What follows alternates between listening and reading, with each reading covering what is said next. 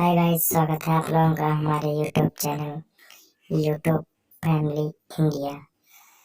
आइए आप लोगों को साइंस से संबंधित जीके इम्पोर्टेंट क्वेश्चंस जो सभी एग्जाम में पूछे जाने वाले वेरी इम्पोर्टेंट क्वेश्चंस जो आपके समझ ये रहे। चलिए आप लोगों के लिए फर्स्ट क्वेश्चंस। सार्स क्या है? ठीक है, विषाणु द्वारा फैलने वाली बीमारी है, जीवाणु द्वारा फैलने वाली बीमारी है, चूहे के पिस्सू से फैलने वाली बीमारी है, मच्छर से फैलने वाली बीमारी है। तो फ्रेंड्स, जो सार्स है यानी कि SARS, ठीक है, इसका यानी कि फुल फॉर्म जो फुल फॉर्म है वो है सीवियर एक्यूट रेस्पिरेटरी सिंड्रोम, इसका फुल फॉर्म है। ठीक है, तो ये जो है ये विषाणु द्वारा फैलने वाली एक बीमारी है। ठीक है, यह कोरोना वायरस से फैलता है और मैं बता दूं कि यह एक तरह का सर्दी जुकाम जैसा ही बीमारी है। का प्रयोग होता है अवतल लेंस का, उत्तल लेंस का, बाइफोकल लेंस का, बेलनाकार लेंस का। तो निकट दृष्टि दोष यानी कि मायोपिया में जिस लेंस का प्रयोग किया जाता है वो है अवतल लेंस। ठीक है, लेंस का प्रयोग किया जाता है अवतल लेंस का, उत्तल लेंस का, बाइफोकल लेंस का, बेलनाकार लेंस का। तो दूर दृष्टि दोष में फ्रेंड्स उसमें जो प्रयोग किया जाने वाला लेंस है वो है उत्तल लेंस। नेक्स्ट क्वेश्चन ये है कि गुरुत्वाकर्षण का सिद्धांत किसने दिया? न्यूटन ने दिया था, आर्यभट्ट ने दिया था, कैपलर ने दिया था, कोपरनिकस ने दिया था। तो गुरुत्वाकर्षण का जो सिद्धांत दिया था वो दिए थे न्यूटन के द्वारा दिया गया था। ठीक है, अगला क्वेश्चन ये है कि दही का जमना कौन सी प्रतिक्रिया है? भौतिक प्रतिक्रिया, रासायनिक प्रतिक्रिया, उपर्युक्त दोनों, इनमें से कोई नहीं। तो फ्रेंड्स, जो दही का जमना है वो है रासायनिक प्रतिक्रिया। ठीक है, यानी कि ऐसा मतलब प्रक्रिया जो कि फिर से उसे वापस उस मतलब स्थिति में नहीं लाया जा सके उसे रासायनिक प्रतिक्रिया कहते हैं। यानी कि आप एक बार जैसे दूध से दही जम गया तो आप फिर से उसे दूध नहीं बना सकते हो, तो ये रासायनिक प्रतिक्रिया है। और जैसे मैं बता दूं कि ऑप्टिकल फाइबर होता है रेशम का बना हुआ, कांच का बना हुआ, उपर्युक्त दोनों से बना हुआ, इनमें से कोई नहीं। तो जो ऑप्टिकल फाइबर होता है वो बना होता है प्लास्टिक या कांच का बना हुआ होता है। ठीक है, और मैं बता दूं कि यह एक केबल है जिसके माध्यम से इंटरनेट एक जगह से दूसरी जगह प्रकाश बिंदुओं के रूप में भेजा जाता है। ठीक है, और यह कांच या प्लास्टिक से बनी होती है जैसा कि मैं आपको बता दिया हूँ, और यह बहुत ही मजबूत होती है अन्य केबलों के मुकाबले। ठीक है, और यह अधिक डाटा को एक साथ भेज सकती है। तो फ्रेंड्स, और मैं बता दूं इसका जो आविष्कार किया गया था वो किया गया था नरेंद्र सिंह कपैनी ने किया था। ठीक है, तो आपसे याद कीजिएगा ये करता है कॉपर छड़, जिंक छड़, ग्रेफाइट छड़, इनमें से कोई नहीं। तो शुष्क सेल में जो कैथोड का काम करता है वो करता है ग्रेफाइट छड़। कि मानव शरीर में कौन सा रक्त ग्रुप प्राय अधिक पाया जाता है? ए पॉजिटिव, बी पॉजिटिव, ए प्लस बी पॉजिटिव, सॉरी ये बी पॉजिटिव, ओ पॉजिटिव। तो मानव शरीर में जो यानी कि सबसे ज्यादा जो रक्त पाया जाता है वो है बी पॉजिटिव, और मेरा भी बी पॉजिटिव ही है। ठीक है, मेरे पूरे फैमिली में जितने फैमिली मेंबर हैं यानी कि घर वालों सभी का बी पॉजिटिव ही है। तो मैक्सिमम जो मतलब रक्त ग्रुप पाया जाता है लोगों में वो बी पॉजिटिव ही होता है। तो कितनी हड्डी होती है? 200, 206, 300, 306। तो मानव शरीर में जो कुल हड्डियों की संख्या है वो है 206। अगला क्वेश्चन ये है कि दूध की शुद्धता मापने वाला यंत्र कौन सा है? Lactometer, actinometer, spectrometer, pedometer. तो फ्रेंड्स, जो दूध की शुद्धता मापने वाला यंत्र है वो है लेक्टोमीटर। ठीक है, अगला लोहा का, पारा का, चांदी का, तांबा का। तो सीने बार जो है वो है अयस्क पारा का। अगला क्वेश्चन ये है कि किस रोग के प्रतिरोध के लिए BCG का टीका दिया जाता है? चेचक के लिए, पोलियो के लिए, टीबी के लिए, हेपेटाइटिस के लिए। तो जो BCG का जो टीका दिया जाता है यानी कि बेसिलस कालमेट ग्यूरिन, इसका मतलब फुल फॉर्म है यानी मैं बता दिया बेसिलस कालमेट ग्यूरिन। ठीक है, तो ये मुख्यतः यक्ष्मा जिसे यानी कि टीबी बोला जाता है उसके रोकथाम के लिए नवजात शिशुओं को लगाया जाता है। और बता दूं फ्रेंड्स, अभी जैसा कि मैं बताया हूँ BCG यानी कि बेसिलस कालमेट ग्यूरिन, तो यहाँ बी से बहुत बार एग्जाम में पूछ लिया जाता है कि बी का मतलब क्या है, तो उसका मतलब है बेसिलस, ठीक है। सी का मतलब है कालमेट और जी से मतलब है, जी का मतलब ग्यूरिन यानी कि बेसिलस कालमेट ग्यूरिन। तो आप इसे, और बच्चों की आवाज तीखी होती है, इसका कारण है उच्च आवृत्ति, उच्च आयाम, कमजोर स्वर तंतु, निम्न आवृत्ति। तो स्त्रियों और बच्चों की जो आवाज तीखी होती है उसके पीछे जो रीजन है वो है उच्च आवृत्ति यानी कि हाई फ्रीक्वेंसी के कारण है, सो उनकी आवाज तीखी यानी कि पतली होती है। अगला क्वेश्चन ये है कि गुब्बारे में कौन सी गैस प्रयुक्त की जाती है? Hydrogen, helium, oxygen, argon. तो गुब्बारे में या तो फिर हवाई जहाज के टायरों में जो जिस गैस के प्रयोग किया जाता है वो है हीलियम, ठीक है। हीलियम यानी कि बहुत ही हल्का गैस है, इसलिए इसका प्रयोग किया जाता है। अगला क्वेश्चन ये है कि मूत्र का पीला रंग निम्न में से किसके कारण होता है? यूरोक्रोम, रुधिर के कारण, कोलेस्ट्रॉल या तो फिर वाइल के कारण। तो मूत्र का जो पीला रंग होता है यानी कि पेशाब का पीला रंग होता है वो होता है यूरोक्रोम। या व्यंजक चूर्ण का रासायनिक सूत्र क्या है? Cl2 वो Cl, CaO Cl2, CaO Cl, CaO Cl। तो फ्रेंड्स, ब्लीचिंग पाउडर यानी कि व्यंजक चूर्ण जिसे पानी के प्यूरिफिकेशन में यूज किया जाता है, उसका जो रासायनिक सूत्र है वो है CaOCl2, ठीक है। और इसका जो रासायनिक नाम है वो है कैल्शियम हाइपोक्लोराइड। तो आप इसे भी याद रखिएगा, कैल्शियम हाइपोक्लोराइड को, क्योंकि ऐसे भी एग्जाम में पूछा जा सकता है। अगला क्वेश्चन देखते हैं, इनका आविष्कारक कौन था? Franklin, airman, leadman, Waterman.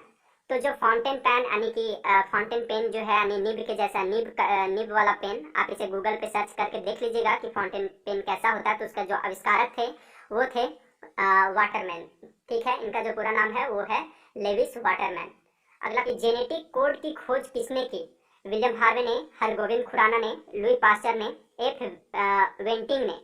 तो जेनेटिक कोड का जो खोज किया गया था वो किया गया था हरगोविंद खुराना के द्वारा। अगला, भारी जल कहा जाता है? बर्फ को, ड्यूटोरियम ऑक्साइड को, आसुत जल को, इनमें से कोई नहीं। तो भारी जल जिसे मतलब कहा जाता है वो कहा जाता है ड्यूटोरियम ऑक्साइड को, और इसका जो रासायनिक सूत्र होता है वो भी एग्जाम में पूछा जाता है, इसलिए आप इसे भी याद रखिएगा यानी कि D2O, ठीक है, ड्यूटोरियम ऑक्साइड। सोडियम कार्बोनेट का व्यापारिक नाम क्या है? धोने का सोडा, खाने का सोडा, कास्टिक सोडा, सिंदूर। तो फ्रेंड्स, जो सोडियम कार्बोनेट है उसका जो व्यापारिक नाम है वो है धोने का सोडा, ठीक है। यानी कि इसका मैं सूत्र ऐसे ही बता देता हूँ, Na2, ठीक है, Na2CO3। आप इसे याद रखिएगा, Na2CO3 इसका है सोडियम कार्बोनेट यानी कि धोने का सोडा का रासायनिक सूत्र है। अगला क्वेश्चन ये है कि किस तत्व के कारण मनुष्य में एनीमिया होता है? आयोडीन के कारण, कैल्शियम के कारण, आयरन के कारण, पोटेशियम के कारण। तो एनीमिया जो मनुष्य में होता है उसके पीछे जो कारण है, रीजन है, वो है आयरन की कमी का होना, ठीक है। अगला सूत्र क्या है, जिसे बेकिंग सोडा भी बोला जाता है? तो K2CO3, NaHCO3, Na2CO3, Na2SO4। तो खाने का सोडा यानी कि जिसे बेकिंग सोडा भी कहा जाता है, उसका जो रासायनिक सूत्र है वो है NaHCO3, और इसका जो रासायनिक नाम है वो है सोडियम बाइकार्बोनेट, ठीक है। और जो धोने का सोडा है उसका सूत्र है Na2CO3, और इसका जो रासायनिक नाम है वो है सोडियम कार्बोनेट, और इसका है सोडियम बाइकार्बोनेट, ठीक है। ये एग्जाम में बहुत बार ये क्वेश्चन, जल का हिमांक यानी कि फ्रीजिंग पॉइंट है 4 degree Celsius, 0 degree Celsius, 100 degree Celsius, -4 degree Celsius. तो जो फ्रीजिंग पॉइंट है जल का यानी कि हिमांक है वो है 4 डिग्री सेल्सियस, ठीक है, 4 डिग्री सेल्सियस ही है। और मैं बता दूं यानी कि 4 डिग्री सेल्सियस पर है सो जल मतलब यानी पानी है सो जमना शुरू हो जाता है। और एक चीज और इसमें ऐड करना चाहूंगा कि 4 डिग्री सेल्सियस पर ही जल का घनत्व सबसे अधिक होता है, और जैसे ही इससे कम यानी कि 4 डिग्री से जैसे ही कम होता है इसका मतलब कि टेम्परेचर या तो फिर बढ़ता है तो इसका घनत्व ऐसो घट जाता है। तो ये भी क्वेश्चन पूछा जाता है कि सबसे अधिक यानी जल का सबसे अधिक घनत्व कब होता है? तो होता है 4 डिग्री सेल्सियस यानी 4 डिग्री सेल्सियस पर। और जल का जो हिमांक यानी फ्रीजिंग पॉइंट है यानी जमने का जो स्टार्ट होता है, जमना शुरू होता है, वो होता है 4 डिग्री सेल्सियस पर जमना स्टार्ट हो जाता है। ठीक, किस भाग से कपास का रेशा निकाला जाता है? जड़ से, पत्तियां से, तने से, बीज से। तो कपास के पौधे के जिस भाग से मतलब ये कपास का जो रेशा निकाला जाता है वो है बीज से। ठीक है, अगला क्वेश्चन ये है कि लार की प्रकृति कैसी होती है? निष्प्रभावी, अम्लीय, क्षारीय, उभयधर्मी। तो लार का जो प्रकृति यानी लार कैसा होता है तो होता है अम्लीय। ठीक है, और इसका जो पीएच मान है वो है 6.5 होता है। आगे बढ़िए, लेंस की क्षमता किससे व्यक्त की जाती है? वाट से, डायोप्टर से, जूल से, यानी कि इनमें से कोई नहीं। तो किसी लेंस की जो क्षमता जो व्यक्त की जाती है वो की जाती है डायोप्टर में। ठीक है, डायोप्टर में इसे मापा जाता है। अगला क्वेश्चन ये है कि निम्न में से किसे किसानों का मित्र कहा जाता है? सुअर को, गाय को, कुत्ता को, केंचुआ को। तो फ्रेंड्स, किसानों का मित्र आप कुत्ता मत मार देना या सुअर।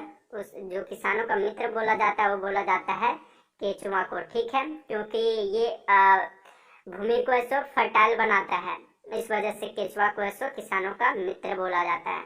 नेक्स्ट क्वेश्चन ये है कि डायनासोर किस कशेरुकी वर्ग से संबंधित थे? मत्स्य, पक्षी, रेप्टाइल्स, स्तनधारी। तो डायनासोर का जो संबंध था जिस कशेरुकी से उसका नाम है रेप्टाइल्स। ये यानी कि रेप्टाइल प्राणी के ये जानवर थे, जैसे अभी सांप है या तो फिर घड़ियाल, गिरगिट, ये सारे रेप्टाइल कशेरुकी के हैं। स्तनधारी में जैसे अभी मनुष्य हो गया। ठीक है, और मैं बता दूं कि डायनासोर जो है वो 65 मिलियन वर्ष पहले विलुप्त हो गए हैं। कि एक प्रकाश वर्ष है समय का मात्रक, दूरी का मात्रक, तीव्रता का मात्रक, सूर्य से उत्सर्जित प्रकाश का मापन। तो फ्रेंड्स, जो प्रकाश वर्ष है वो है दूरी का मात्रक। ठीक है, इससे दूरी मापा जाता है। अगला, प्रकाश वर्ष बराबर कितना होता है? 9.46 into 10 to the power 50 metre, 9.46 into 10 to the power 30 metre, 9.46 into 10 to the power 10 metre, 9.46 into 10 to the power 8 metre. तो एक प्रकाश वर्ष बराबर जो होता है वो होता है 9.46 सॉरी ये होता है 9.46 into 10 to the power 15 metre होता है। ठीक है, और एक चीज इसमें और ऐड करना चाहूंगा, ये मीटर में है और अगर आप इसे किलोमीटर में अगर एग्जाम में पूछ दिया जाए तो यहाँ पे 10 टू द पावर 15 होता है। ठीक है, तो आप इसे भी याद रख लीजिएगा, यानी किलोमीटर में 10 to the power 15 kilometre metre है, यानी 15 मीटर वो मीटर में होता है और 12 किलोमीटर में होता है। ठीक है, एक प्रकाश वर्ष बराबर ये दूरी का मात्रक है। या मियादी बुखार जिसे टाइफाइड भी बोला जाता है, हमारे शरीर का कौन सा अंग प्रभावित होता है इससे? फेफड़ा होता है, तिल्ली होता है, यकृत होता है, आंतें होता है। तो यानी टाइफाइड अगर आपको हो जाता है तो इससे हमारे यानी बॉडी में जो सबसे ज्यादा प्रभावित होने वाला अंग है वो है आंतें। ठीक है, अगला क्वेश्चन देखते हैं। अगला क्वेश्चन ये है कि पादपों में जल के परिवहन का कार्य कौन करता है? कार्टेक्स करता है, कैम्बियम करता है, फ्लोएम करता है, जाइलम करता है।